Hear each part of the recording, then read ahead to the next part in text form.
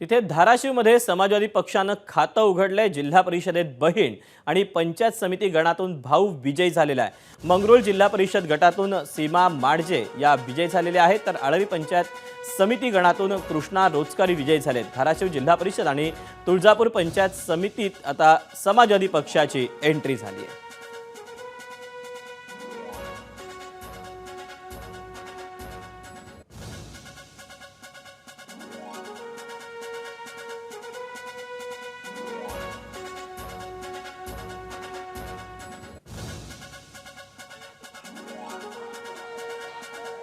जनतेने मला भरघोस मतांनी निवडून दिलेला आहे आणि माझ्या भावालाही, कारण माझ्या वडिलांनी 25 वर्ष ह्या तालुक्यात खूप कष्ट केलेत। लोकांचे कुठलेही काम कधीच नडू दिलेलं नाही।